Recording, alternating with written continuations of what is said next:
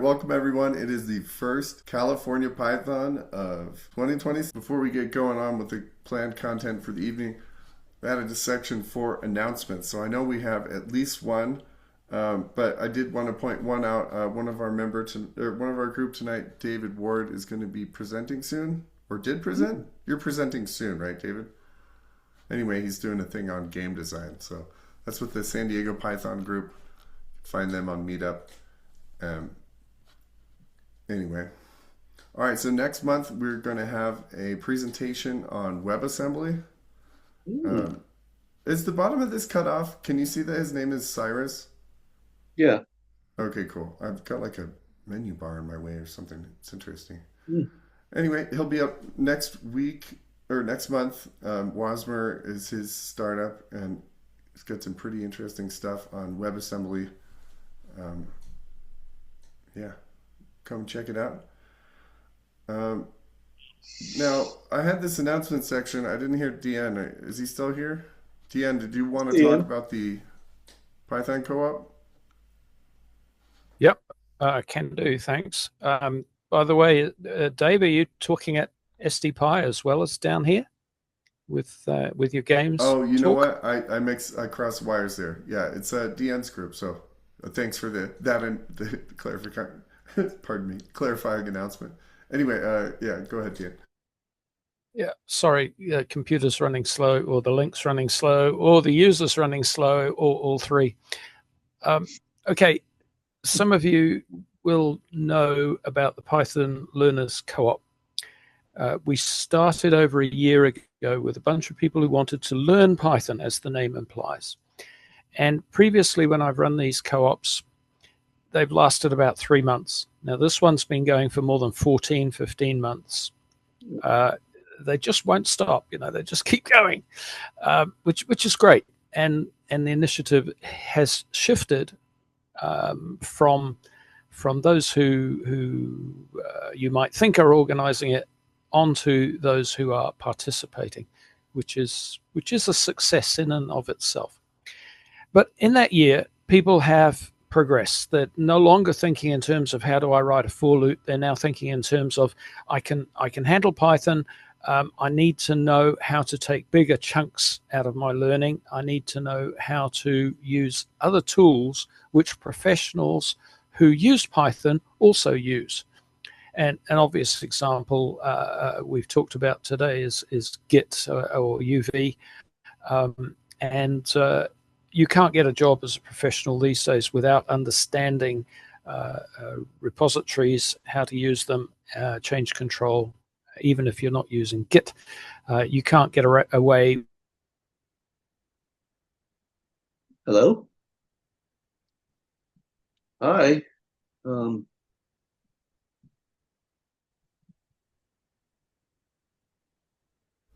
Deanne, we appear to have lost your audio. Used other courses that have been available on the internet, or perhaps people have preferred to use a book, no problem.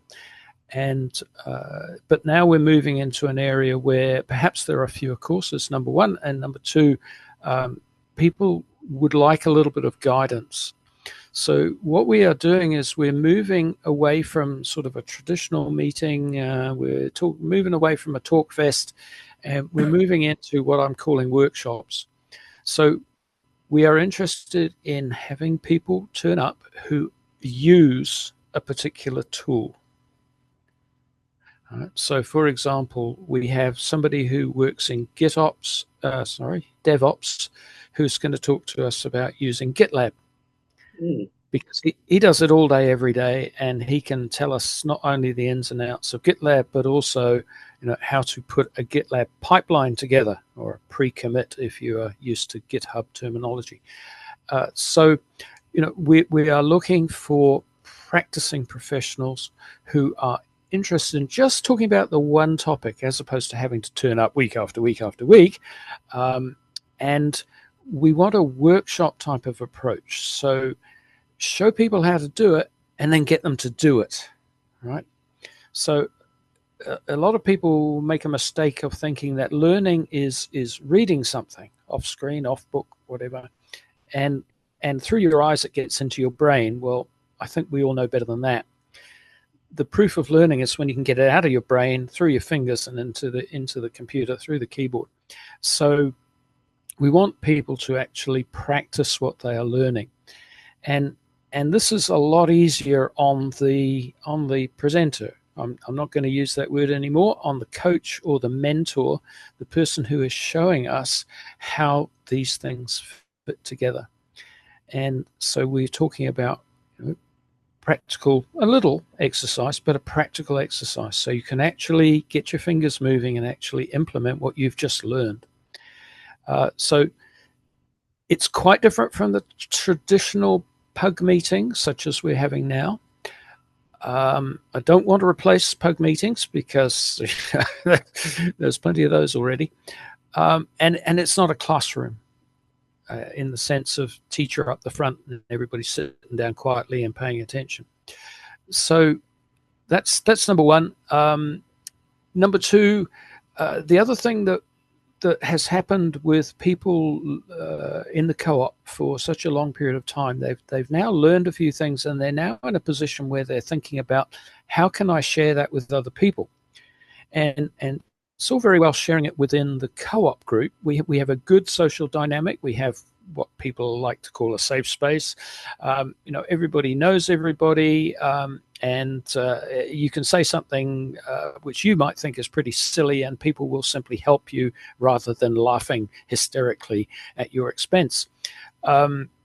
So that's not like my experience at school either.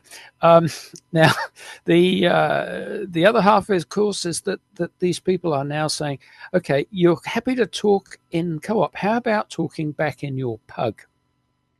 Right? How about giving a lightning talk, for example? And so we're encouraging people now to, as the saying goes, give back to the community in some way.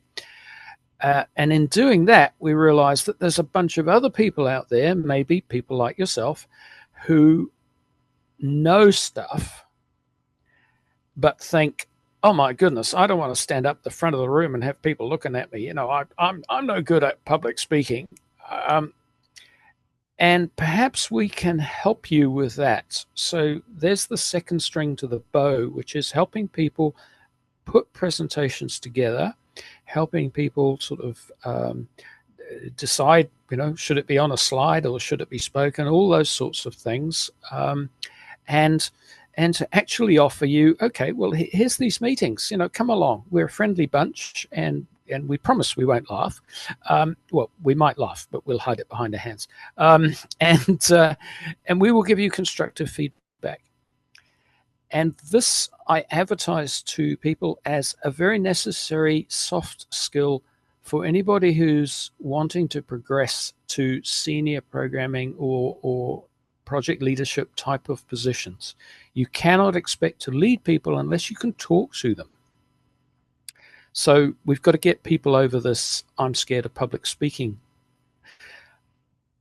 So we have two opportunities there. Now, CalPy, SacPy has been one of the sponsoring groups. I use the word without any financial implication. Woody comes along to a lot of our co-op meetings and is a constructive contributor, very valued, etc., etc. So by all means, talk to him. By all means, talk to me. But we don't want to replace CalPy, but we want to complement CalPy. So if we can send speakers back to you, that's one way of doing it. The other way is to say, if we're going to have a workshop and we might be talking about 2 hours of sitting down dealing with topic X, instead of limiting it just to our members of the co-op, perhaps there are people at CalPy who would like to come in. If you've never had formal training in, I don't know, UV, you've heard about it, you've been using pip and PyEnv and goodness knows what else, poetry for years and years, you've heard of this UV, and you want to sit down and give it a go, coming along to one of our workshops might be just the thing for you. So if we can offer that sort of a symbiotic relationship, the sort of thing that Woody's been doing to pull together various groups and publicize the work of various groups around California, then I think that's constructive for all. So, aim number one was to give you the information. Aim number two is to say, when we're holding workshops, I'll be asking Woody to publicize them. And aim number three is to say, if you've got particular skills and you would like to come along, either to learn to give a presentation, or you're quite comfortable already and you'd like to give a presentation and don't need any help, so to speak, we are interested to hear from you. We will be very interested to accept your contribution. I've mentioned workshop topics. We have somebody talking about Git, somebody talking about GitLab, somebody talking about testing, somebody who's going to talk about databases, I hope. Open questions, UV, the one I mentioned. APIs, I've been looking at in despair. Strangely enough, I thought this would be an easy one to ask somebody to come and talk about how do you access a public service using an API as opposed to a web page. And then, of course, the other half, how do we write our own endpoints, perhaps using something like Fast API. And as I say, that's been a bit of a challenge for some reason. Anyway, Dave and I have actually been talking about that just quietly. But if you are interested in those topics, I'd be very keen to hear from you. And that's just the ones we've had requests for. So I'm quite sure there are plenty of other things that budding professionals should learn. And so tools, techniques, ideas, very interested to hear from you. Woody, did I cover everything? Yeah, I think so. It's been a lot of fun to join that one. I'd say, from my perspective, joining as a mentor, I still see it as a great learning experience. There's one concept or like methodology for learning something well. It goes see one, do one, teach one, and I feel like I'm really cementing some of the things that I've learned anytime I have the chance to talk about it. So if anyone's looking to deepen their practice, as they say in yoga, it's a really fun one, and it's a great crowd. So by all means, join up. Did we get the link in the chat for that one, DN? Sorry, which link would you like, Woody? Oh, for the co-op. The easiest way to join the co-op is to get in touch with me. All right, and then let's get your email in the chat, perhaps. Oh, I guess Will you've got do. the newsletter thing. Is I'll- it? I will do that for you. Just yeah. Very good. Yeah, it's been a lot of fun. It's been neat watching people come along and really start to get a handle on it, and it's pretty neat the range of skill in the group. Jiang has really just been running with it. He picks up concepts about as fast as you can imagine. All right, we got the email in the chat, so hit Deanne up if you're interested in joining. Okay, so let's move on to the man of the hour. After this, I'll do a brief update, my quarterly, but Tanim and Twinkles are up. So Twinkles, are you going to stay on the glasses? Can you manage? There you go. All right. All right, you two, I will hand the share off to you. And All right. Hopefully this will work. you go. Let's see. Let's turn that off. There we go. There we go. Let's do the sharing of the screen. Okay. So let's see which of these busy things will actually play. Because does everybody see this? Howdy updates, and the specific thing I'm talking about is deploying stuff automatically to remote servers via SSH, specifically a tool called rsync that uses SSH or secure shell. So the idea was, like all tooling, software otherwise, automate and simplify and standardize something that I used to do manually, like typing in a lot of words. So the way I've done it is basically enhance the API and added in some extra tables into SQL Alchemy Object Relational Mapping Store. And now stuff that took a lot of typing, relatively speaking, takes only a few extra characters. So the idea behind this talk is, start off with what Plex is, spend the meat of the talk talking about, the summary and demonstration of the main application, automatically uploading movies via SSH. And the examples I'm going to give are public domain movies.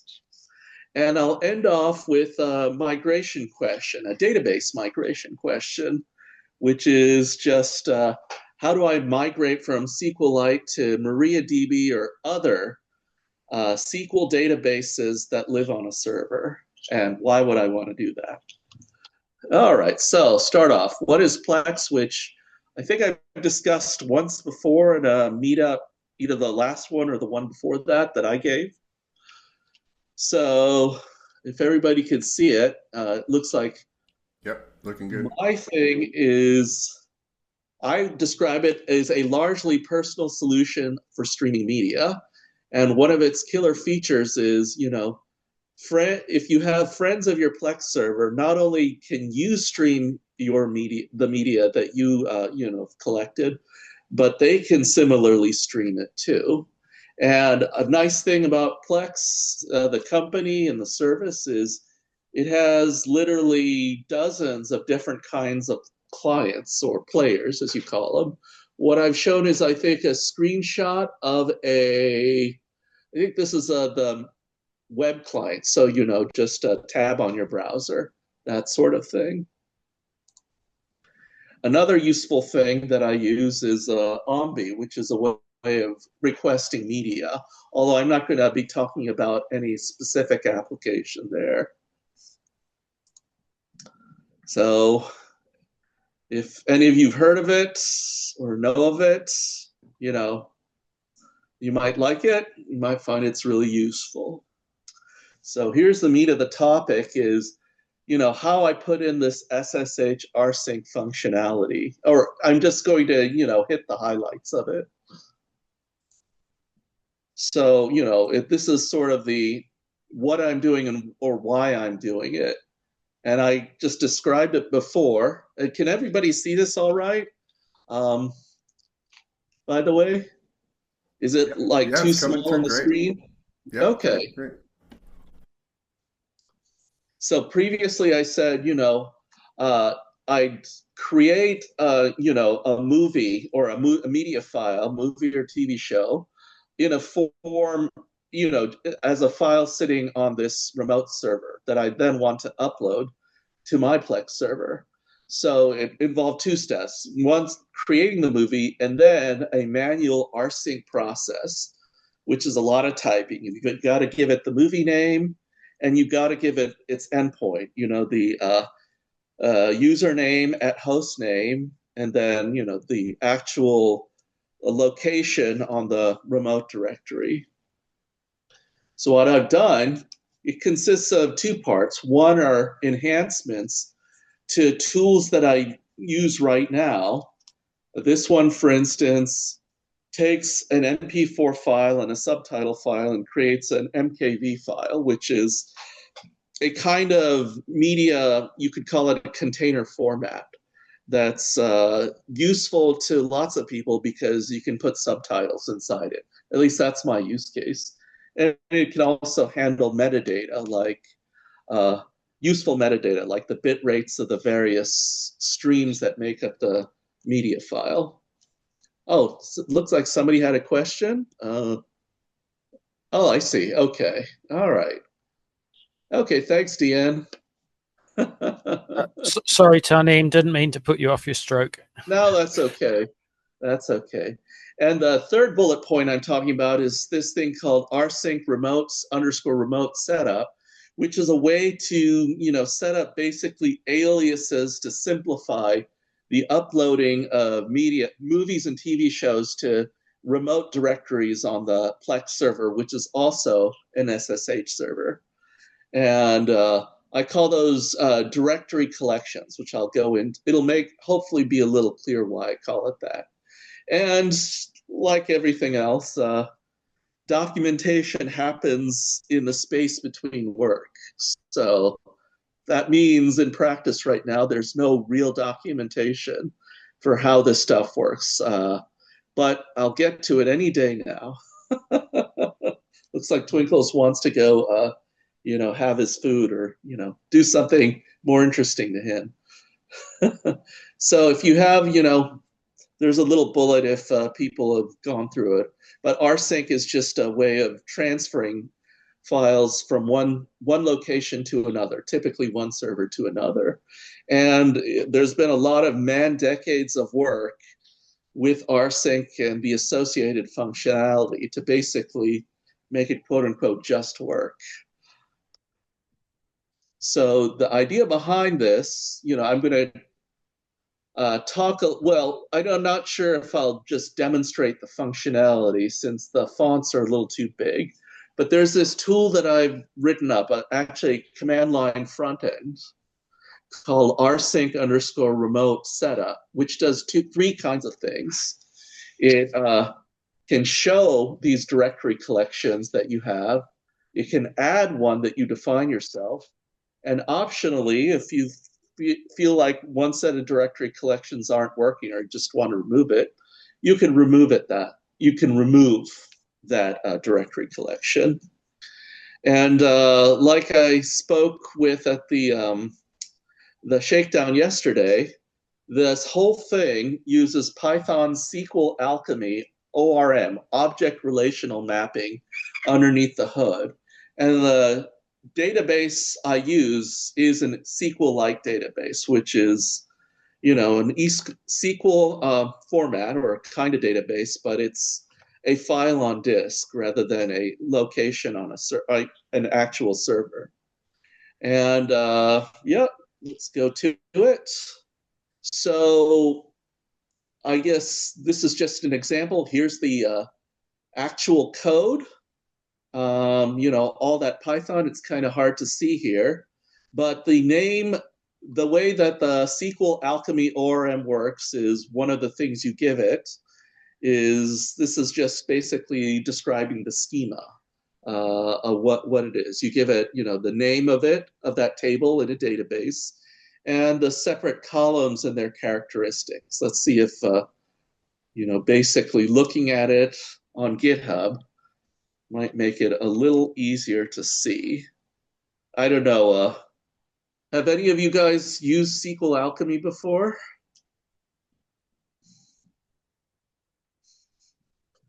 Robert?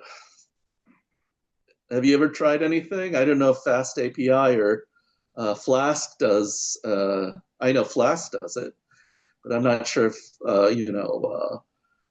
Fast API does stuff like this. But presumably one of the benefits is you treat at least simple database operations as, manipulations of Python objects. You search a Python SQL Alchemy Python object, which is a row in a specific table. You can add them, modify them, remove them. So that's my understanding. I don't know, Woody, if you had some. Whoa. Come here, silly bird. Oh yeah, so the ORM thing. Yes. I called that out as something that might be worth pointing out. So this comes up occasionally when people are doing interesting things in an application with the database. So ORM is like a mapping layer between objects in your application and then a database. It just makes for sort of an abstraction for managing those things. I've heard some strong opinions about it, but not often from people who have concise, complete, delivered applications like Howdy here. So, we have anyone here that does much work with the ORMs, if they want to speak to that? Or maybe this is the first time a lot of you have heard of it too. Yeah. Well, anyway, that's what SQL Alchemy does. Good stuff. It's one Python implementation of an ORM is the Right. way I think of it. And the only reason I use SQL Alchemy is it started off when I did, Flask programming, creating endpoints on a RESTful server, which Flask does. And the tutorials about, putting in credentials backed by, at the back end, backing store for Flask were all SQL Alchemy. And so that's where, I decided to put configuration stuff into a SQL Alchemy database. And for just as another reference, here's the Sphinx documentation for this particular, SQL Alchemy object slash table representing these directory collections. So if you found it kind of hard or cared about the documentation, the Python docs documentation there, this is what it looks like in a Sphinx documented, website.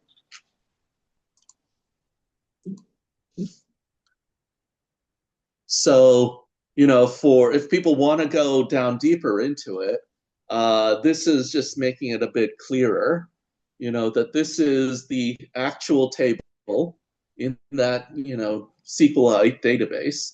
And here's the, its schema, basically, as described by, the SQLite SQL commands. I'm not a database expert. It might be a lot clearer on the last part of this presentation, but basically, this is, here are the directory collections that I've already defined. And here are the, one of the columns is password, which as you've seen, I've not put in there, but this is just saying, here's the the row associated with a specific, database collection that I've identified. So I figured, well, if somebody wants to see this in action, and I should say I use this functionality quite a bit. I've described that command line tool, rsync remote setup, that does two things: shows the directory collections I have, adds them, and optionally removes them. So each of these things has a particular role to it. First, all the tooling the single tool I'm going to describe identifies, basically which set of subdirectories we want to go into. So that's what you use to identify, where you want to put your movies or TV shows. So, example here, we're going to use this one. It says it can only handle the movies. It has the option of either movies or TV shows. Here's the username at host, SSH login, the top level directory. And if you want to, for directory collections, want to further, upload it to subdirectories by, the kind of movie. I'm just showing a drama and comedy. It shows, their, coordinates relative to, the main directory into which they live. Now, the example I'm showing is just the public domain ones, but I use stuff like this stuff, the main movie directory all the time. So this is basically the command, for obvious reasons. I'm not going to show this in action because to make it work, you have to specify the password, which I hope you guys understand that this is the password to log into my SSH server on my account. So right now I haven't enhanced it to say just optionally, if there's a valid private key there, you don't have to specify the password. The the idea behind this, at least in my limited use case, is that it will fail in obvious ways. That is, if this is an invalid login, it will give you an error message that says, sorry, I can't create this because it can't log you in with these, this set of credentials. If you don't specify, the movies or TV, it says, sorry, you've got to choose one or the other. And if you don't give it basically, the top level directory and optionally either the subdirectories, it'll just say, oh, it can't actually, log into, it can't traverse the other two, the actual paths in there, directory paths. And so it'll, fail that way. So that's what I meant by will fail in hopefully obvious ways. But of course, if all that works out, then it will, create that entry, that row in that table, and you'll be good to go. So I got these movies. I'm going to show maybe 2 or 3 examples here of public domain movies that I found on YouTube. So in this case, it's a drama, and it's going to be, I'm going to upload to this directory on the Plex server. And so here's example time. So this is the place where I'm going to be running the command. Oh, sorry. This is the client where I'm going to actually be, creating a movie file and uploading it. And this is the, the location. If you recall from, a previous slide, this is the top main directory. And this is, the subdirectories, which I've ordered by, organized by kind of movie, genre of movie. And as you can see, there's nothing there right now. And apologies, but, it's easy to make mistakes. So I have a make file, which I guess I could run that way, but I figure I'll just copy the command here. So do you guys see that thing? Does everybody see this thing that I copy pasted? Yeah. So it's just MP4 movie. Yep, it doesn't have a subtitle. So it just says, here's the MP4 file, the name, the year, the language in the audio, and here's this other command, SSH, this optional command. Otherwise, it'll just create an MKV file. Move it to the movies_PD, directory collection, and upload it into this subdirectory drama. Let's see if it works. So by default, it runs with info level logging, if you guys have used logger before. At a low level, under info level logging, it says, here's the actual command. It launches using subprocess. So subprocess is a way of launching actual executed commands outside the Python, Python virtual machine, the system, shell, and, doing everything. So let's see. Nice thing about rsync is before, fully uploading it, you can check the progress or, check the progress on the destination.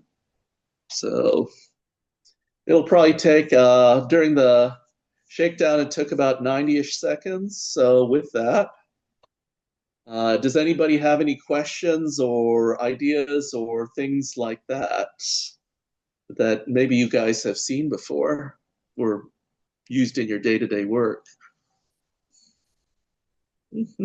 Well, sadly, I have yet to be employed to manage a Plex setup. That's a goal, though. Dream job if anyone can make that happen. Oh, does somebody have a question? Oh, right. Okay. There we go. Secure shell. Good. Thanks. rsync. I didn't know it was Samba owned rsync. Okay. That's pretty cool. There it is. Wings. Let's see. File. Wings. Oh, file. Drama. Wings. It says it's probably an MKV file. It's Matroska data is what it's called. MKV merge. Drama. Wings. And it has a video and an audio stream. You want at least those two in a movie, or you might have a bad time. It's going to be hard for people to pay attention if it's missing at least one. And let's see this one. And this FFmpeg is a tool. It can do lots of things, but if you don't give it any more arguments, it gives you some summary detail about all the streams, audio, video, and optionally subtitles that are in your media file. All right, so that's one of them. The other one, let's try this one here. Santa Claus Conquers the Martians. If you notice that these are all links, these are actually links to the movies on YouTube, the public domain movies on YouTube. And I don't recall ever watching Santa Claus Conquers the Martians, but maybe I did. This is, I guess, in some sense, a good example because unlike the first one, it also has a subtitle file associated with it. And, the SRT format, that's what it is. And, this is what that thing looks like. The number, start and end, timestamp, and, the thing on the bottom of the screen, that sort of thing. So let's try that out. It's significantly smaller. So, this tool right now, if you have a subtitle file, it'll, put that into the Matroska MKV file.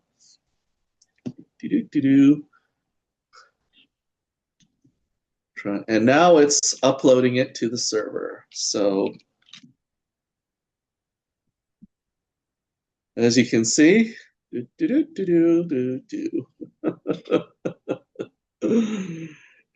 putting it up there.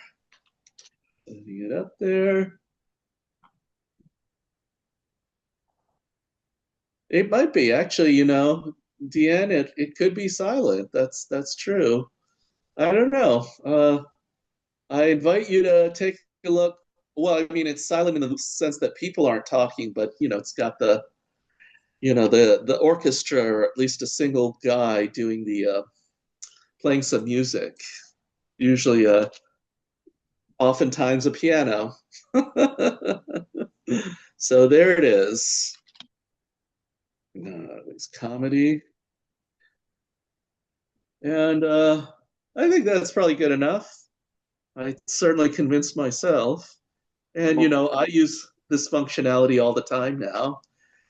Yeah, I'm convinced too. I get to see Tanim use it in person. It's pretty wild because we'll be watching something on the Plex and you're doing most of it on the tablet, right? That's right. So a lot of this necessity is a mother. So it's sort of like I have an SSH client on my tablet, so I can't do a lot of typing. Right. So a lot of these command line tools were optimized to, convey the functionality with a minimal amount of typing. And so this is less and less typing as time goes on. Right. And that's, the main topic I have sort of, here's the database, here's the ORM, I mean, the Python logic to, implement using the SQL Alchemy or ORM for my specific case. And at this point, I invite kind of help from the audience or people with some expertise, because my use case originally was the main Plex server, needed the configuration. And so SQLite is simple, but it's limited to being on disks. That's its the strength and its weakness. If I did some sort of media functionality, even on the main Plex server or elsewhere, on a remote one, a remote server that isn't Plex, oftentimes I would just do stuff like, create a movie like I did before, the functionality I showed you, and then where necessary, manually upload it to that Plex server. Or, I call it dehydrating a media file, something that's big, convert it to basically psychovisually and psychoacoustically same quality, but in the best cases, maybe 8% the size of the original file. And, I would do that remotely and then, eventually put it up. But the important thing is these original bits of functionality did not require, any configuration information. It was just saying input is a file that exists and the output is another file. And then optionally, if I wanted to, put the other file on the remote server. Well, right now, I have new tools, like, for instance, rename a media file, taking a movie or TV show metadata and renaming it properly, and optionally putting metadata into the final or original media file, renamed or otherwise, with, say, the name of the episode, when the movie was made, things like that. And as this functionality expanded, I needed the configuration information, the same kind of configuration information, and of course I'm doing the bad habit of duplicating, the same kind of database. So of course, what happens there is I make a modification here. Well, it's suddenly different from there. And if I, want to synchronize it, that's a manual error-prone process. I either move stuff from here to there or there to here. And maybe, oh, lo and behold, either one spot or the other spot or both. Oh, I made a mistake, and suddenly there's information I'm missing. So, why not just put all the configuration information in a single location? And I'm thinking the easiest way is to put it in a SQL database on a server rather than, a SQLite database in a file. Now, this is where, in my case, and this is why I'm talking about this, the issue became complicated. And I freely confess, even though I use and apply, basically this functionality, the SQL alchemy and SQLite, and in some sense having a bit of SQL knowledge, I am sort of, or I would like to be, if possible, limited to SQL alchemy, and specifically the same business logic that I have for, doing database operations through an ORM.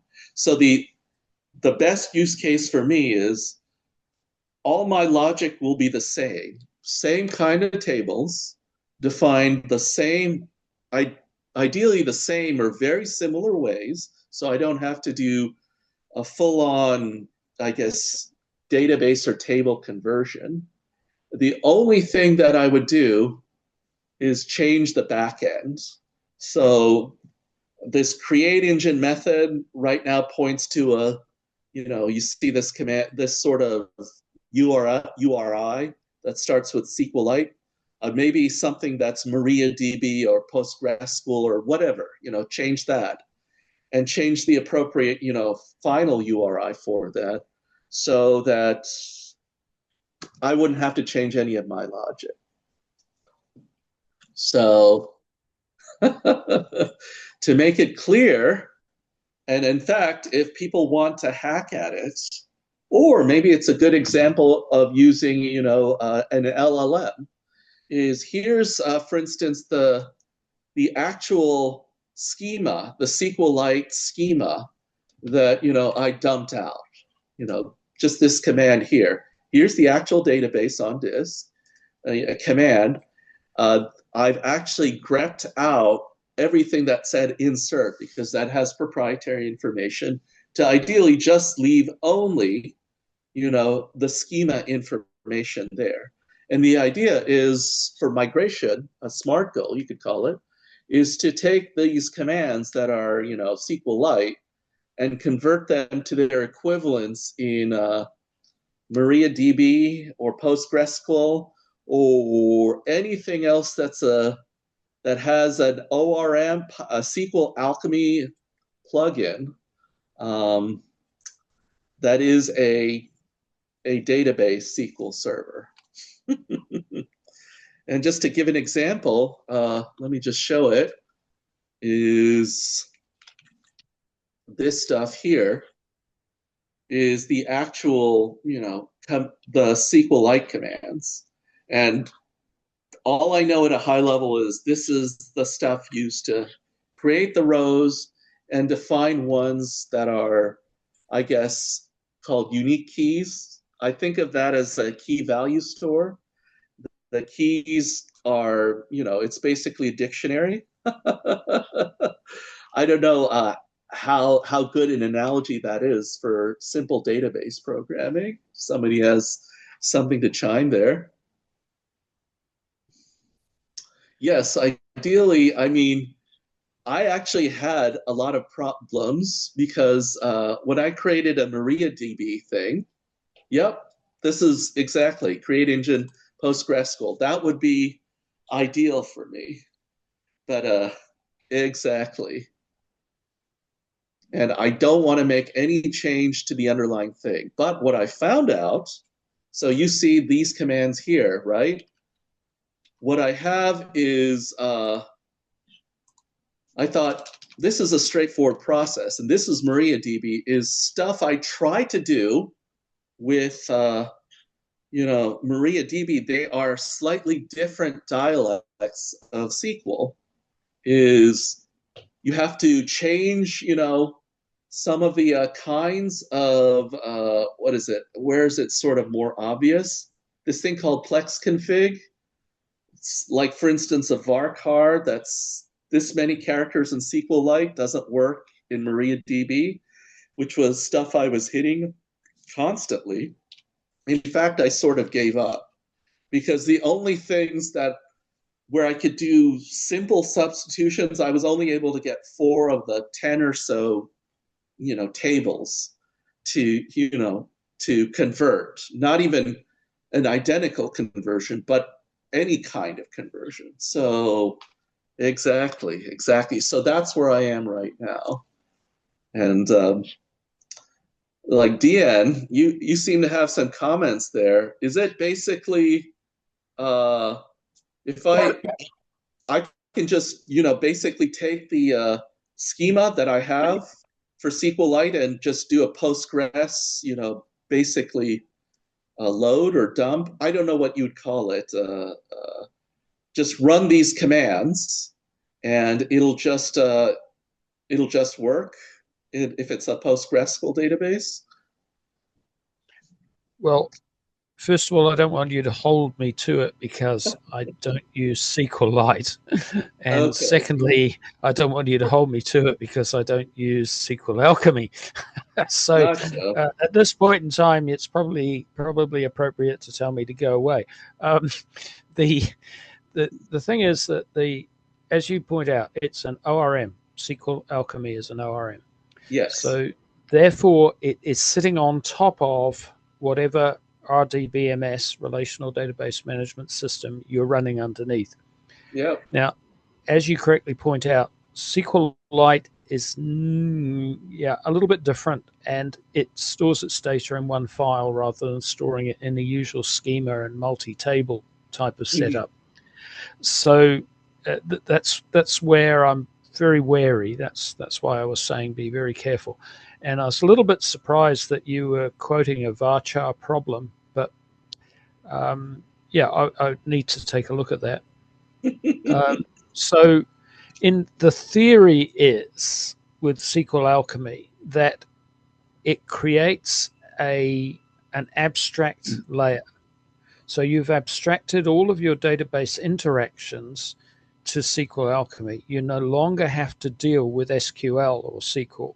Right. You don't have to Okay. explicitly, run those commands. Right. So in actual fact, the theory goes, right, that all you have to do is change that connection string inside SQL Alchemy. I'm sorry, when I copied it over from the manual to the chat here, it introduced all sorts of colors. Not about you, but I can't read it properly. So maybe copy it and put it into a text editor, and it'll all come back to black and white. Right. The where was I saying? Yeah. So all you need to do, as far as SQL Alchemy is concerned, is either point it at your SQLite engine, Uh-huh. the actual RDBMS itself, or point it at the Postgres or whichever. Sorry, I had forgotten you said MariaDB. Yeah. I mean, these were just things Yeah. I heard. Yes. Posted at the pointed. Start again. If you change it from SQLite to point it at a different RDBMS as your engine, in theory, it should all work. Now, in between, obviously, you need to do, as you correctly pointed out, you need to do a dump to get all the data, including the schema. Yes. So not just the data, but also the schema out of SQLite.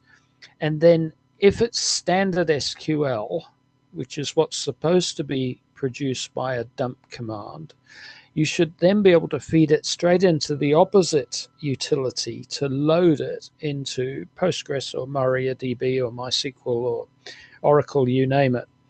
Don't go near MS SQL Server because that is a very different dialect. Okay. But as I say, if there's a dialect to do with SQLite, then we might be trying to push water uphill here. Right. The thing is, I thought one of the benefits of an ORM is if you're not doing anything conceptually weird, these are standard, basically, ORM objects that I'm putting in, like a JSON, a string of fixed size for, defining the columns, that it would, generate standard, the SQL dialect that's at least shared by all the SQL database languages or dialects, you could call it. And so I think I'm hitting the case that in practice, it might be technically there, but in practice, it isn't in my limited, understanding. So yes. You're exactly right. That was the objective of the DBM, of the abstraction. I mean, that's the whole point. Well, it's not entirely the whole point of SQL Alchemy. The other reason, of course, is that you can write objects in Python and you don't have to worry about how they appear or are stated and organized amongst tables in the relational database management system. But yes, in theory, it should be entirely portable. But as I think I said to you earlier, just to really grind your nose into the dirt, to add insult to injury, that the saying is that in theory there is no difference between theory and practice. That's but true. in practice there is. Yeah, in some sense, if this is a hard process, like it basically says become more of an expert in SQL to make it work, I might just change the schema underneath the hood. That is, maybe use something like Mongo database, because there's no foreign keys. I don't have to deal with some sort of optimized queries. The actual SQLite database is only 160K in size, full stop, on disk. So there isn't much there for me to make an effort to, Performance Yeah. isn't an issue. Yeah. I, I, I don't know, but I don't think there's an automated way to jump from a SQL database like SQLite in this case to a NoSQL database like MongoDB. Yeah, it would And just be maybe some kind of YAML representation of the data, and then yeah, then you're do probably stuff. Yeah, you're probably better off writing a Python routine to do exactly that rather than to try and use the yeah. DBMS's utilities. But does SQL Alchemy handle MongoDB, or are you talking about No, throwing no. SQL Alchemy out?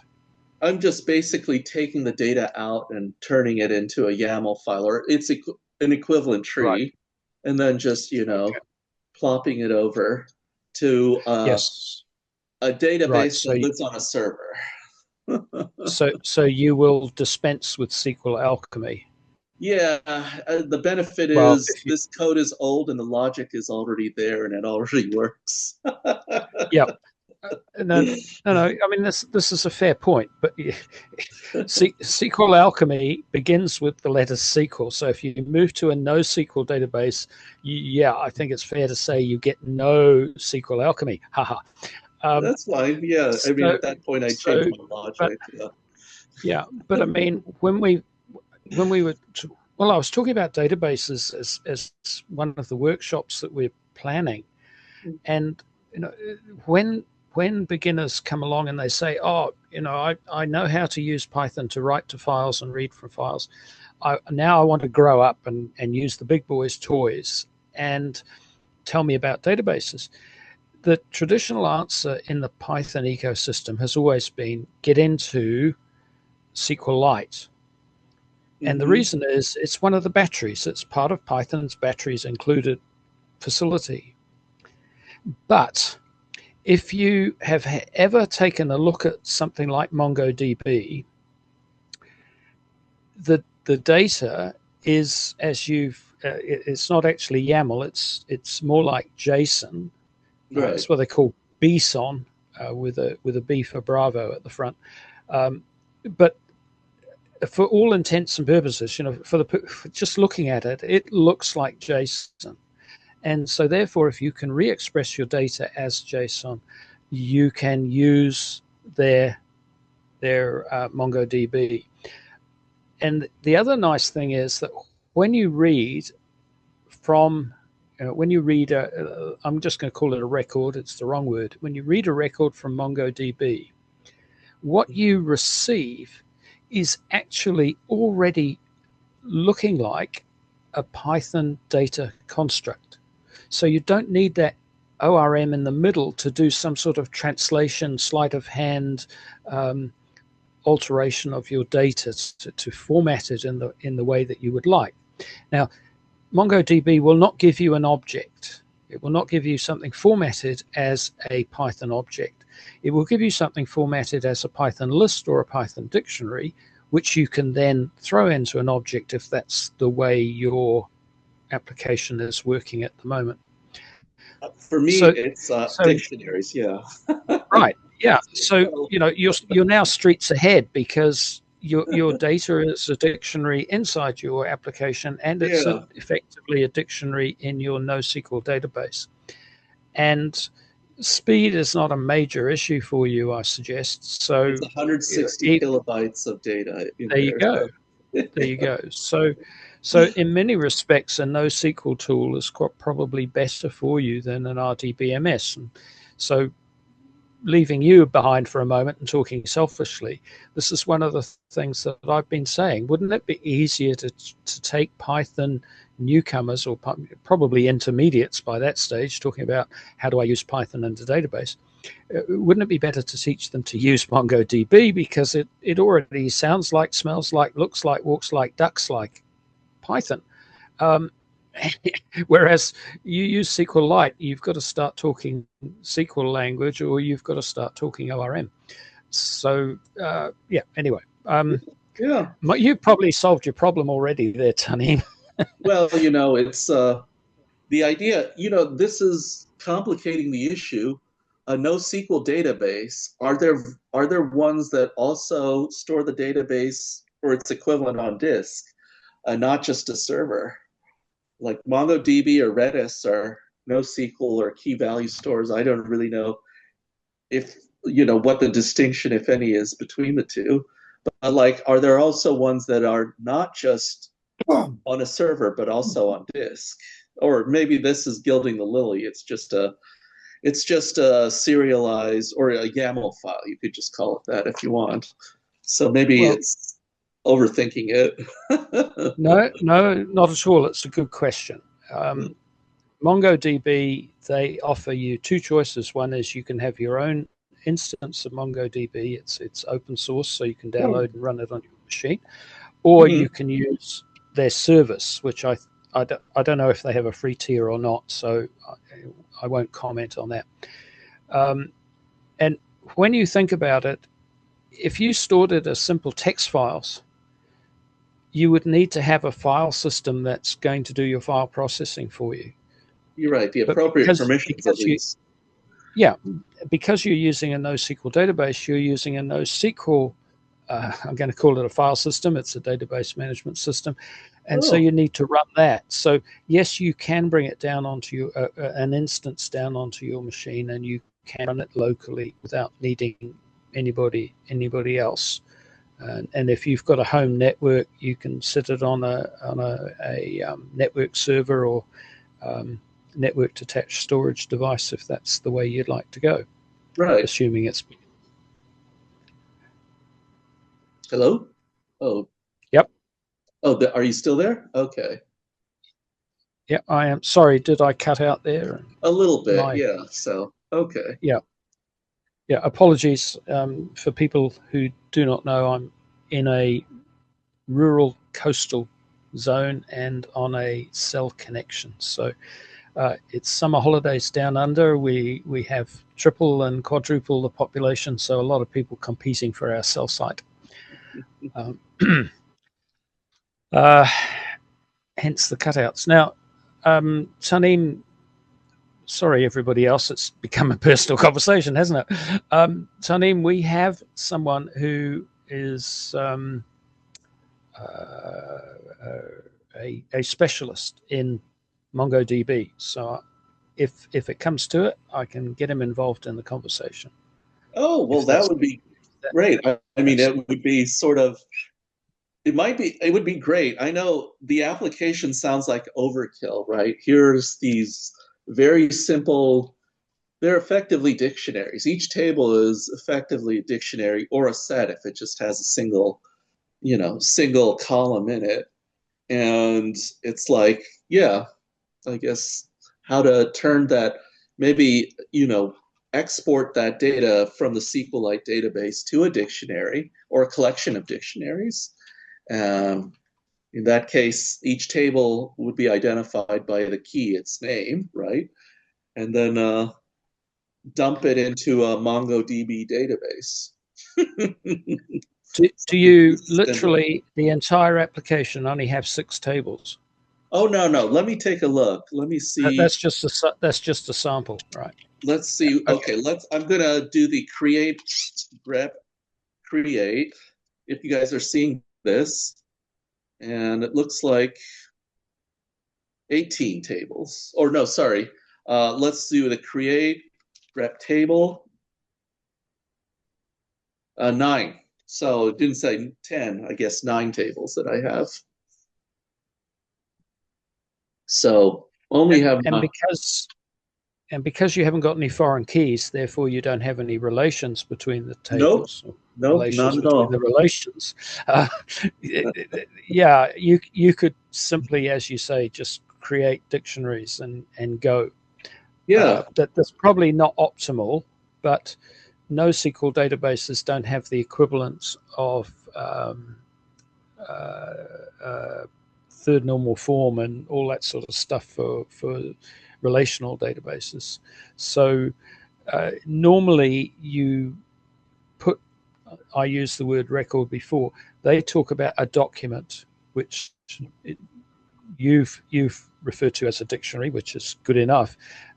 You wouldn't necessarily try to keep your dictionaries separate. It might be quite appropriate for you to mix what you currently have separated into one table, for the want of a term, in the MongoDB setup. Right. The way you think about it is quite different, but it won't matter if all you do is take the existing tables from SQL and make them individual document stores in MongoDB. Yeah. Okay. And you might as well do that, because that's the way you're retrieving data at the moment. So it'll be minimal changes to your code. You're just changing one mechanism for another, and you're not changing the logic. All you're changing is the I/O of your code. I might even do a bit of a ship of Theseus thing, like, okay, keep the SQL light, but incrementally add more of the tables. So I don't have to change all the logic on whole cloth, and then, just and then once it's the operation of this whole SDK is the same, this whole suite is the same. I'd be like, okay, all right, I can just put at least that logic into an attic, Yes. module, just but not actually use it or care that whether it works or not. Just have a record of it. That I think that's very wise, because you have this unusual situation, right? This is very unusual. In a database, normally the tables are somehow linked together. Therefore, a database migration is almost certainly going to be a big bang transition, as opposed to a gradual table by table transition, as you have just outlined. So you can get away with it. And database migrations are absolutely terrible projects to get involved in. Right? They're terrible because not only do you have these funny little things, as you described, with those varchar limitations between engines, but suddenly you're starting to poke around in the database and you find that there's people who've been putting data in a field that isn't quite the way the designer intended, and there's all sorts of little excuses that creep in that just make your life a living misery. And so, database migrations are not projects to undertake without a lot of serious thought. So, I think the way you simplify it down, the way you can simplify it down, is a blessing in disguise. Gotcha. Yeah. I mean, as far as MongoDB goes, two things. One is they have what they call a MongoDB University with a whole bunch of free training courses. They're fairly bite-sized, sort of an hour or so to get started. So that's one option. The documentation is pretty good, and somebody like yourself, A, intelligent, and B, computer experienced, I don't think you'd have any trouble downloading a copy of the server, getting it running on your machine, and having a play within a matter of minutes. So I did that with MariaDB. It's I can understand sudo apt install, and if MongoDB can do that, that's most of the way there for me. Yeah, or just throw it into a Docker container if you have that technology. I've been exposed to it, but I haven't actually gotten it to work in my use case. And plus, if you've seen my editing, flow, it's Emacs. Emacs is my workflow for code management, programming, and so I'm leery of solutions. I appreciate what Docker does, but I'm a little bit leery, at least for my applications, of all this memory requirements to do stuff like that. But maybe sometime in the future I'll try it out. No, it's just an option that's available to you. I wasn't recommending it at all. So respect what you're saying. Go for it. Sudo apt install, yes, Mongo, markdown to LaTeX. Ooh, actually, Kevin, I have under IVE underscore Tanim, I created my own basically command line tooling and API to take restructured text to and mark it up into HTML email. So I do use a lot of LaTeX, but well, I don't know. I tried it even fairly recently, and uh, for me, it's mostly like LaTeX to something else. LaTeX to HTML, I don't know if the technology is there yet, but it would be great if it were. Yeah, it's definitely there. I generated, I think in my last paper it was like 6 markdown to 6 LaTeX. And then that guide tells you kind of the things to get onto and things to stay away from. And Okay. there's a prompt if you scroll down to the end of it, of the Okay. document, and it shows the full prompt. And then throughout that single page, it breaks it down as far as, you know, things to do and things not to do. Try to be as specific as you can is a huge thing. And All right. I use Opus for converting either from language to language. I use it for sometimes from text to LaTeX. Um, it's very useful. You should actually be able to use Sonnet for free, Sonnet 4.5 extended, and then the Opus 4.5 extended, it's like $20 a month. Okay. To be fair, a lot of my LaTeX, papers are basically, fairly medium load compiled bits of code. That is, it has make files, basically make recipes with them. Um, I think the recent one that I submitted for, publication takes like 30 seconds to compile the LaTeX into, say, a PDF. I guess if Yeah. this stuff can help with that, that would be nice. Yeah, it helps you get the code. It's not, I'm not talking like compilation in terms of length and how long it takes overleaf for me, but it's more to get, the core code that you need for LaTeX. It sounds like what you're working on, not as familiar with it. You should be able to find success if it's based on Python. Yeah, I mean, I even have one make file, some Python script that just it goes a little bit beyond the make file, just saying, okay, look at the LaTeX document and create a self-contained zip archive with a custom make script, make file in there. So, somebody else, even myself, can unzip that archive into a separate directory, run a make command, and it will just generate the PDF, all dependencies included. Yes, I guess I'm sort of a more advanced user of LaTeX functionality, which causes the editors I deal with a lot of grief. Yeah.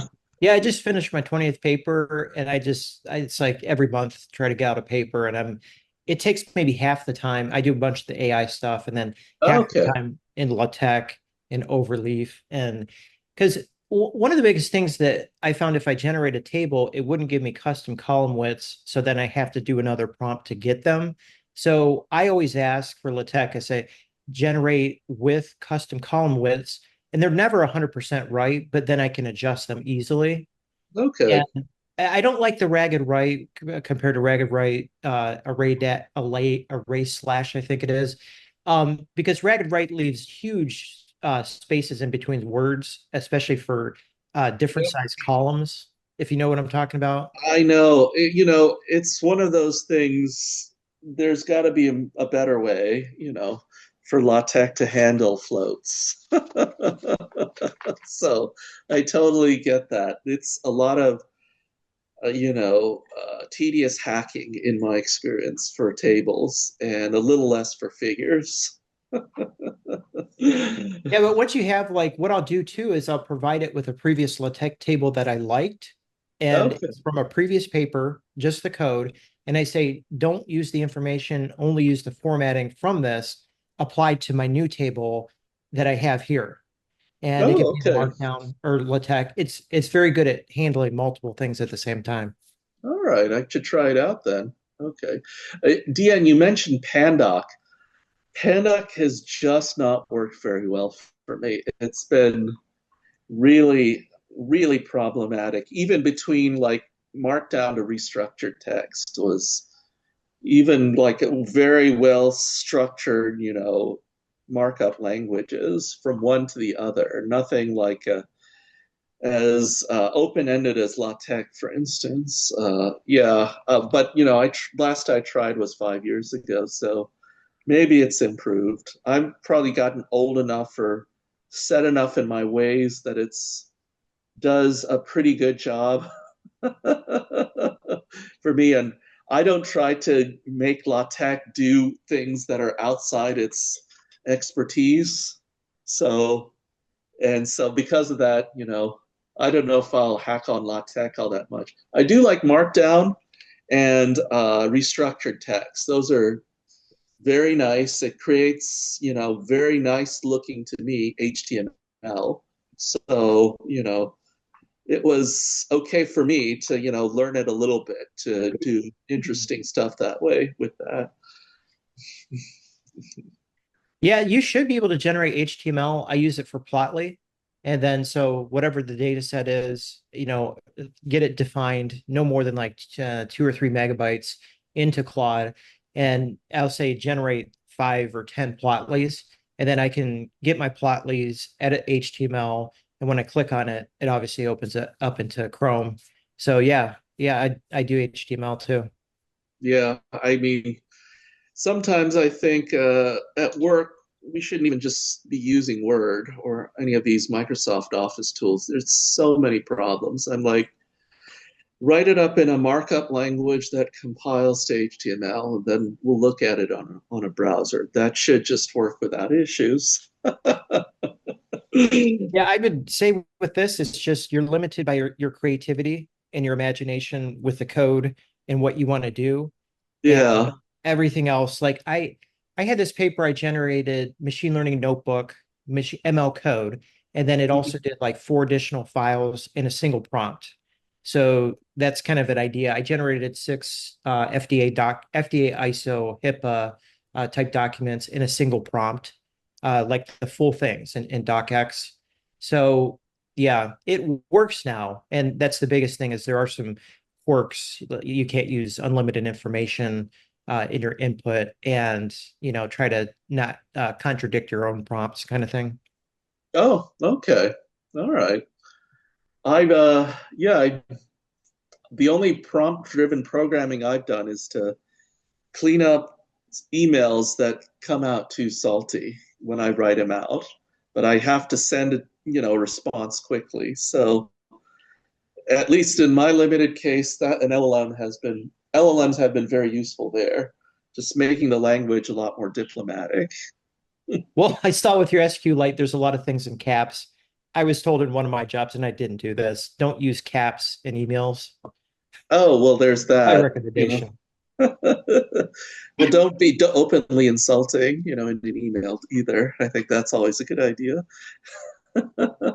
especially in a professional email. But yeah, obviously, so I know Tanim through the Norfolk Python, and I I was going to that, and it just cut off like during the holidays one year, and Yeah, then I think Micah, he got busy with other things, and so he hasn't, he did the Norfolk Python meetup, I think last week. Yeah, or maybe 2 weeks ago. I Yeah, forgot.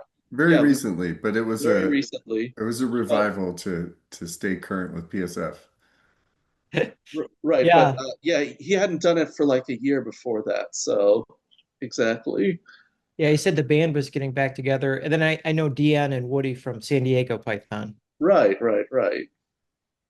Okay, so this is the 2026 Q1 update.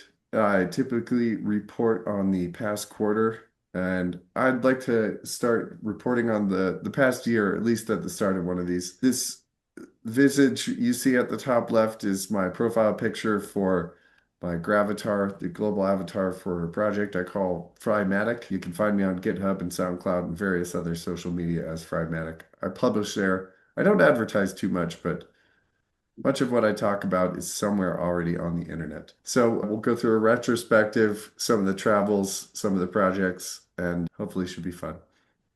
So 2025, we covered some ground. I don't know if you can see in the background there, but I've got pins on the map for all the places that I was stationed during the year last year.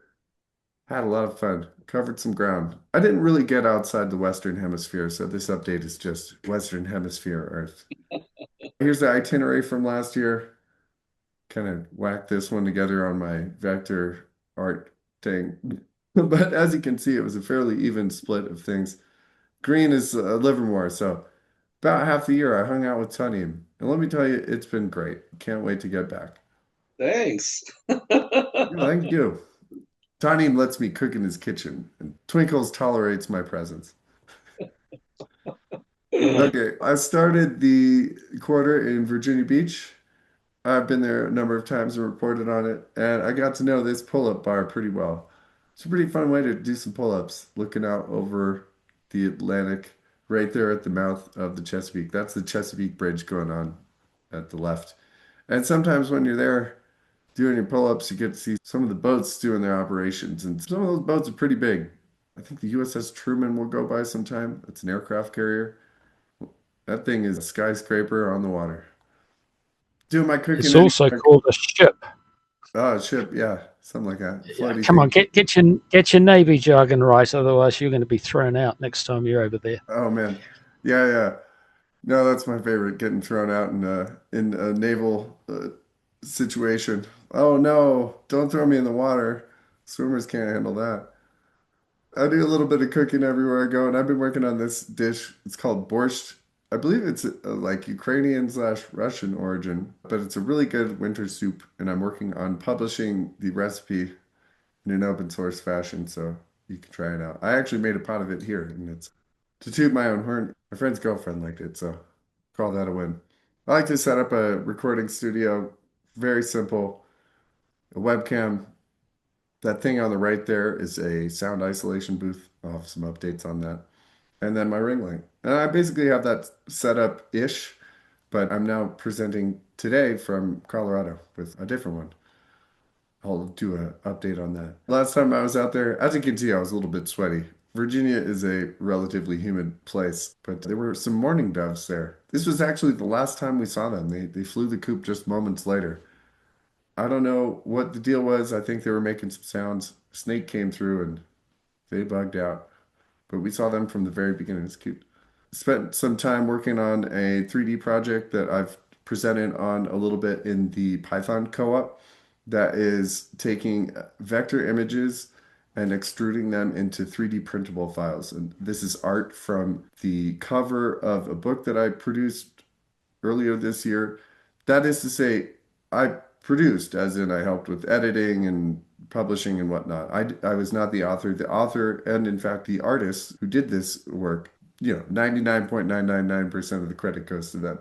So more on that. Also, while I'm at places, I tend to always volunteer whenever some IKEA work needs doing. And my friend got a brand new frame, so shampooed his carpet and threw his frame together. Came out pretty nice. While I was on the trip in Virginia Beach, I did a road trip down south to Georgia.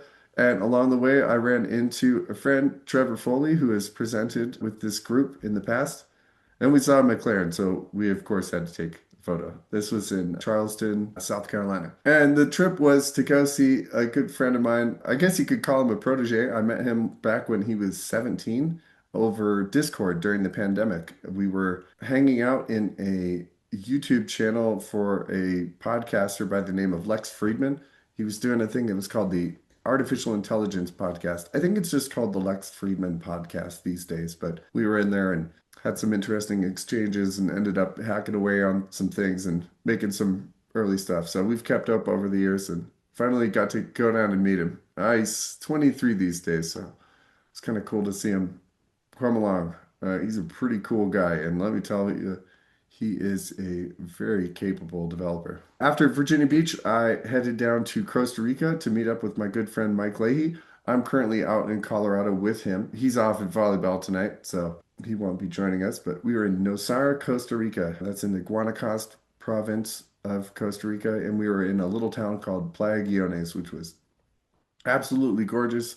And so, of course, I cannot recommend it. Don't go there. Keep it to myself. Costa Rica is beautiful. It's like if Hawaii, or particularly Kauai, was like a whole country. That's me and Mike hanging out at the local watering hole. This was the beach that was a good, maybe 5 minute walk away from where we were staying. This is Playa Guiones. And Costa Rica, I don't know what the deal is, something to do with the humidity, something to do with the geographical location, but they get amazing sunsets. And on the left there, you can see pretty awesome rainbow. And if you look close, it went double rainbow for a time. It was really neat. And I put the company logo on the sand. Why not? Impermanent art. A lot of awesome signage and whatnot, and a lot of great services. This one I went to in particular a handful of times. Bodhi Tree Yoga Resort. It was quite a bit of a walk. You had to head down the beach. It was awful, just walking on the beach and seeing all the people hanging out. But head up into the hill, and this resort was built into the jungle. It was really neat. They had these things called shalas, and they looked out over the ocean and the jungle and whatnot, and that's where I did yoga. It's pretty nice. Fresh fruit there was amazing. This was a winner. The mango. Got pretty good at peeling mangoes by the end there. I did a bunch of cooking in addition to our gustatory travel. Now, Costa Rica is not exactly known for its cuisine. It's not the worst to supplement the restaurant budget with a little bit of cooking because the produce and the rest of the groceries relatively affordable, and frankly, the prices are not much different from the US to Costa Rica for eating out. So I focused on the local cuisine choice called gallo pinto. It's basically Costa Rican fried rice. The community there is got a whole bunch of art everywhere. This is just the wallpaper of the bathroom at some place. I thought it was pretty cool. A lot of signage is pretty neat. I think that's some like Aztec or Mayan thing. Some local logos. Even like the dentist office had some really neat sculpture. I believe this was just carved driftwood. It's pretty cool. Some steel work too. And there were monkeys in the area. These are howler monkeys at the watering hole that had the selfie with me and my friend. Was a place called Howlers. And I should put on regular audio. They're tiny little things. They look like capuchin monkeys-ish with the light colored faces. And they're really tiny. They're like small cat size. But they make this huge sound. It goes like, whoa, or something like that. So they lived up to their name. Howler monkeys were pretty funny. There were these funny little raccoon cousin things. They're called kawati. And this was at one of the local like produce stands, and you're in the jungle, so there's no keeping these guys out, so they have a much more inclusive approach to it. So they just sort of leave the extra fruit out and they come through. And I don't know if you can see, but as you look further back into the jungle there's a whole bunch more. I think there were maybe 30 or 40 at a certain point. I don't know what kind of snake this is. I don't think it's a coral snake, but it's pretty. My friend Mike is way into volleyball. One of the weekends we went on a trip up north to a place called Tamarindo. And early morning the next day after we got there, I went for a run and I found volleyball, and I came running back. I was like, hey, I found volleyball. They came out and played for a good 4 hours or something like that. Pretty impressive. We hit up the nightlife as well. Pretty neat. Both of us are 41, so this was kind of funny. Hanging out at Club 41. It's good times. Very colorful place. Got to run into an old friend of mine, Fernando. I met him back in my medical tourism days in the venture-backed space of dental tourism down to Costa Rica. So, of course, even though I'm not running that, I still dog fooded it and got some work done myself.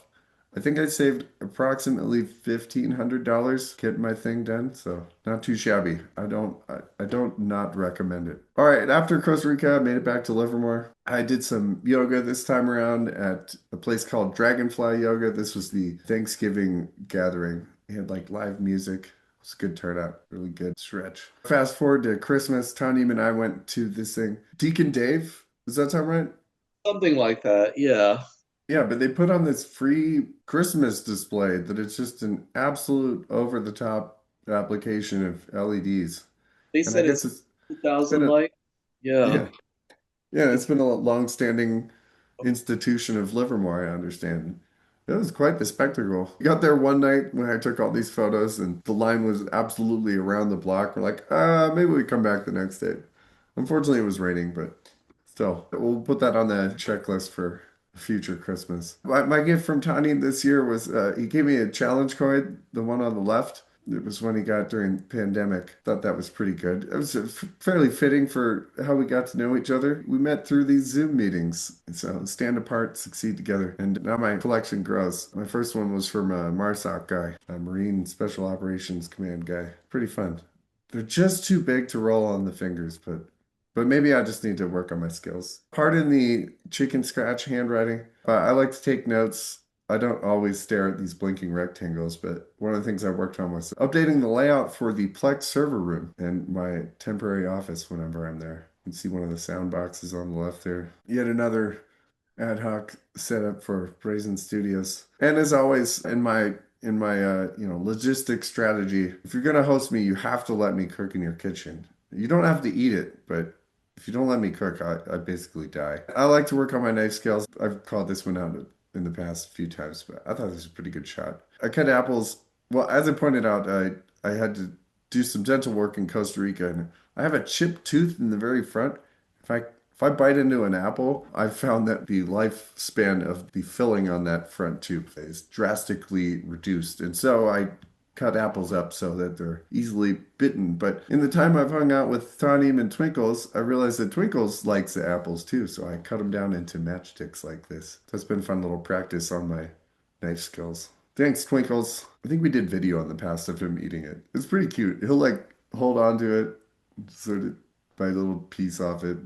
Yeah, there's a few Instagram posts of him, Yeah. Oh yeah, hashtag Twinkles the GCC, right? Yes, that's the hashtag on Instagram. And GCC stands for Green Cheek Conure, Yes. the angriest bird type of all, I understand, according to the internet. Standing his ground, yes. Yeah. Okay, so one of the things I worked on when I was in Livermore, and one of the things I work on often when I go places, is I make a sound isolation booth for my condenser mic, which is currently what I'm working on. I'm not certain that my audio is perfect right now. In general, these things cut down on a whole bunch of noise. You cut off, 5 sides. Obviously, you got to keep the front open. But it's been kind of funny to evolve through the process. I have one right now that is nowhere near as photogenic, but it's basically a towel draped in a box. And it does notable work in reducing the noise in the audio recording. I've been working on a game for ever at this point with the intent to launch it when it's fun, and I want to build it myself. So part of my game is just building out the skills, filling in the gaps so I can get a minimum viable thing out. I kind of play it and have been playing it for a decade or something like that. But when I'm in Livermore, I've been taking care of the backyard. Tanim's got this neat tree in the back that has this really cool root structure there. I've showed it in the past. I did a scan of it in August or something like that. Been having fun with it. Here's a look at the poly mesh. Finally, last section here. I talked about this a little bit at SD-Python, but I was on my bike, so I didn't have a lot of ability to share multimedia on it. But anyway, I wanted to talk a little bit about one of the methods in which I've been utilizing LLMs and doing prompting in general. I was kind of focused on the developments of the scene because of my interest in artificial intelligence. I would not rate myself as the most technically gifted person, so I still don't really have a great handle on doing machine learning. But back in 2015, Google open sourced this thing called TensorFlow, which was effectively the epicenter of everything that's going on these days. TensorFlow released the paper called Attention is All You Need that outline transformers and basically, the basis of the technology that's driving all of this thing forward. And really early on, this thing came out called affine layer transformation, where you could take a sketch and turn it into something. And they had it pretty simple. It was like sketch a building and it'll make a horrible looking building.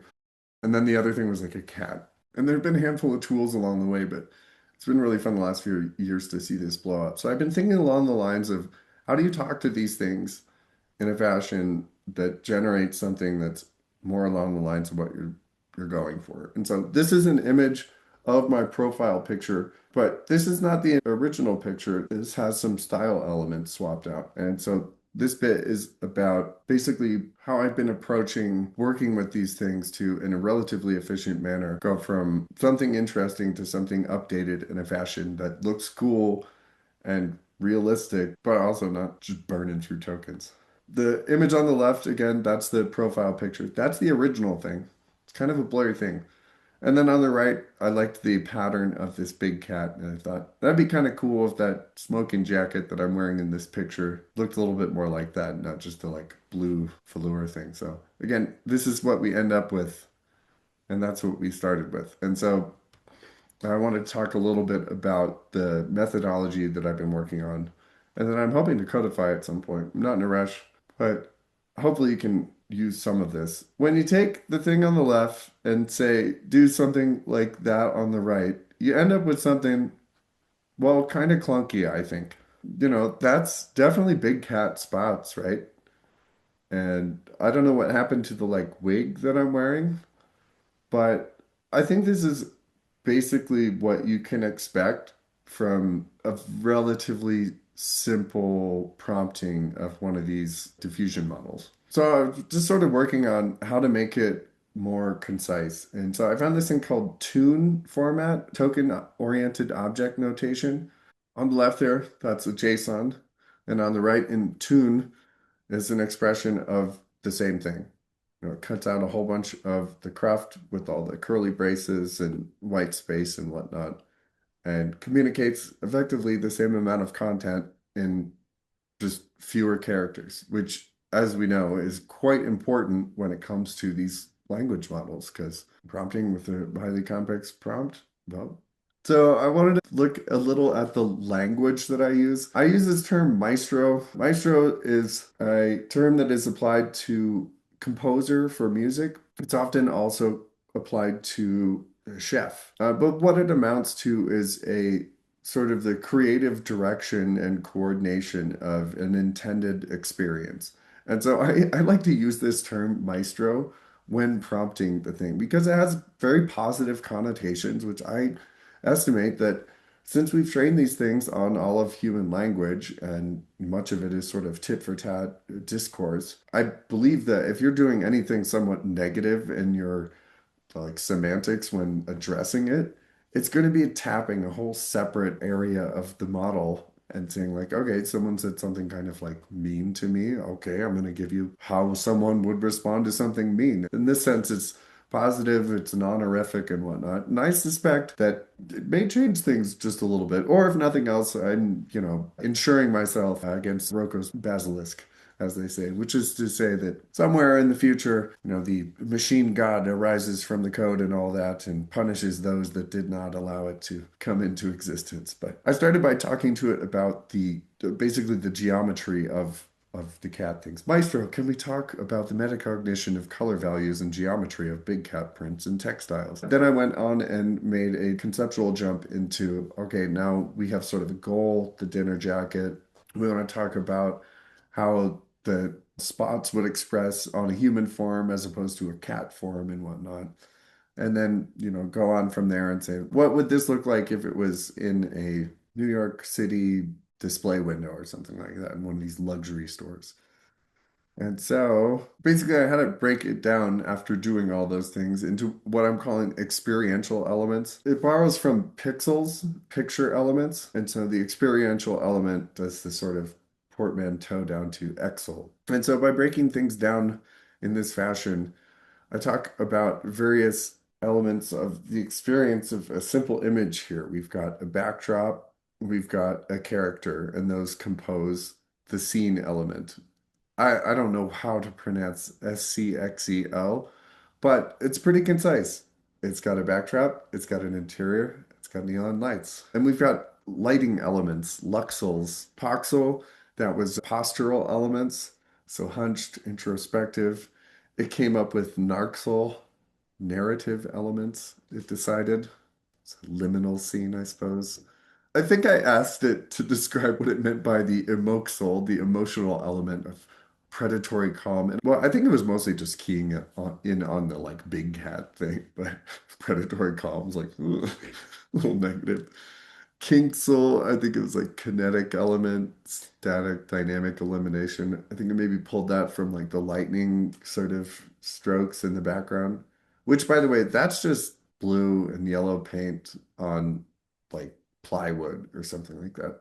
Because this is an actual picture of me standing in front of an art car that just kind of lighted up nicely for the moment. But I think that the more interesting aspects of this are at kind of the bottom there. The Maxel, I don't know how I want to pronounce it, Geeksel or something like that, and Paxel. So Maxel being material element, so the velour, the silk, the glossy neon, and then Geeksel. So GI is a term for like the uniform that one wears in karate, the gi. And so the uniform I'm wearing here is a smoking jacket. There's a little light on my neck there because I'm wearing headphones for a silent disco. And then I'm also wearing a wig. And then the pièce de résistance is the pattern element, the Paxel, the Jaguar rosettes, the gradient, and the dark and whatnot. All this to say, I believe there might be some potential in this sort of priming for a diffusion model and saying it's going to take a while to set it up, but once we've got our head around, like, let's decompose this scene into these elements and then also kind of give it spirit of the problem and allow it to go on and define these other elements, the narcsels and the kinksels and things like that that I'd never once prompted it on. Because, there's a lot of tagging for images out there. There's a lot of description that goes into striking photos that have come into human history and whatnot. And so it does a really great job of breaking these photos down if you give it the chance to do it. And it does take some time to get it to this point, but all things considered, I got to this one in 5 prompts. I think it took 2 or 3 photos or something like that. And so once you've gotten the thing primed and whatnot, it's a very small matter to then go and say, okay, cool. I want to change my gi element to now this character is wearing a jumpsuit. And then I want to change the matter element to jumpsuit. So, totally different thing. And then that also has a whole list of conceptual elements under it. You could say Dickies jumpsuit, and then that's just a really well-defined thing in the space. Look up Dickies jumpsuit or overalls or something like that, and you get this. No work necessary beyond that. And then just, put tiger stripes on it. Once this thing was primed, saying that, just say, change it to a jumpsuit and add tiger stripes. It's still slightly unreliable, but I'm working on codifying it and hopefully finding some ways that we can share this in a fashion. So, separate from the profile picture, I've been working on putting together what amounts to sort of like a Google Doodle for my company's banner images and whatnot.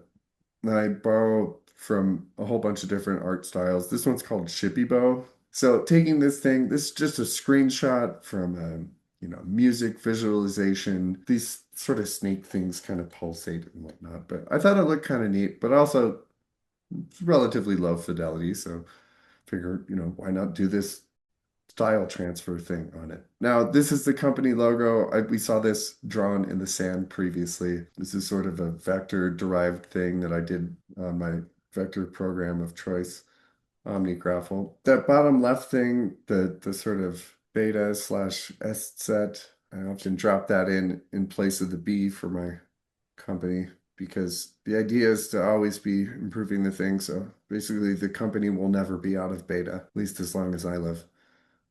But again, take a simple bit of geometry and throw it at the thing and say, hey, I want this thing made out of brass, which is, of course, what in fact brazen means, made out of brass. It also means bold and without apology and gets overused in the media. But if you give it good geometry and good guidance in terms of how you want the material elements to come out and how you want the lighting elements to come out, does some pretty neat stuff. That's how you can superimpose it over stuff. It looks kind of neat. Now, in the background there, that's those squiggly snakes that we saw earlier.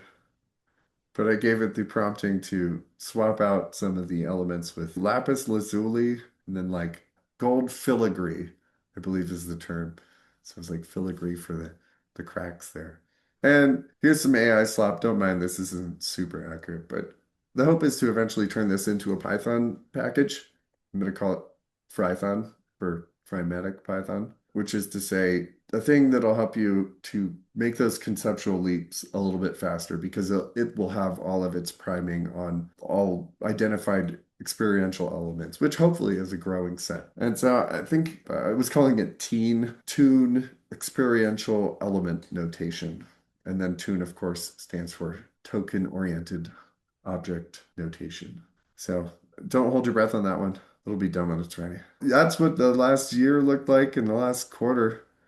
All right. Thanks all. Tanim, Deanne, Kevin, great conversation today. Super informative. And hopefully we will see y'all in the future, if not the next one. Anyway, off we get. Have a good one, people. Happy New Year.